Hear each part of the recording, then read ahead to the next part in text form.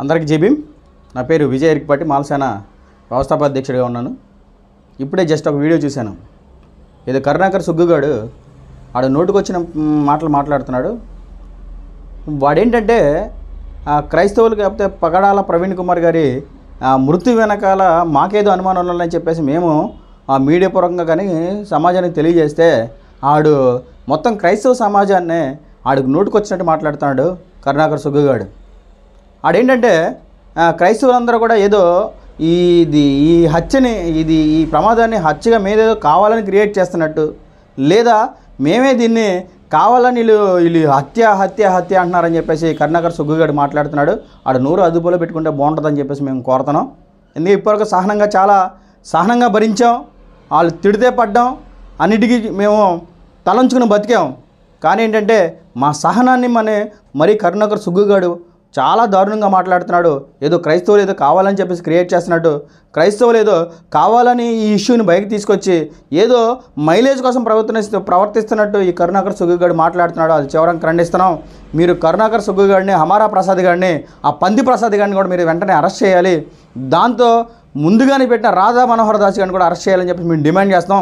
ఇప్పటివరకు ఏంటంటే దాని మీద పరిశీలి చేయాలి, అసలు ఏం జరిగిందని చెప్పేసి మేము ప్రభుత్వాన్ని డిమాండ్ చేసాం తప్ప అది హత్య లేకపోతే ప్రమాదం అనే విషయాన్ని ప్రభుత్వాలు తేల్చాలి అని మేము డిమాండ్ చేసాం.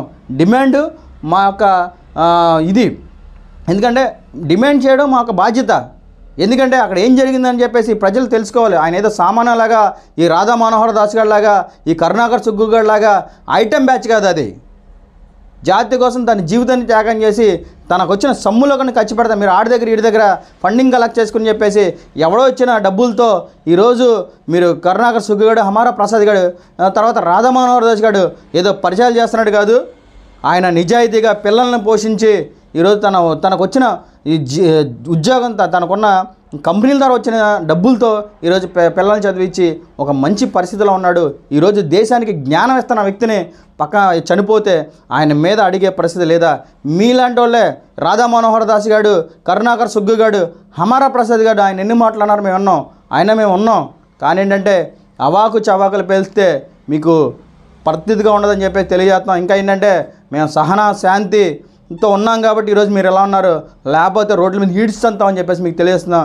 హమారా ప్రసాద్ గారికి, కరుణాకర్ సుగ్గుగాడికి చెప్తాను. మరీ ఇప్పుడు కరుణాకర్ గారి వీడియో చూశాను నేను, చాలా బాధ అనిపించింది. అరే కరుణాకర్ ఒళ్ళు దగ్గర పెట్టుకుని మాట్లాడితే బాగుంటుందని చెప్పేసి నీకు తెలియజేస్తున్నా. మరొకసారి అవాకులు చవాకులు పెడితే మా పద్ధతిగా ఉండదని చెప్పేసి మాలసేన నేను డిమాండ్ చేస్తుంది. క్రైస్తవులు కానీ ముస్లింలు కానీ మేము శాంతి కాముకులం తప్ప మీకులాగా మతాల విద్వేషాలతో జనాలను రెచ్చగొట్టి చేసే పరిస్థితి మా దగ్గర ఉన్నదని చెప్పి తెలియజేస్తున్నా.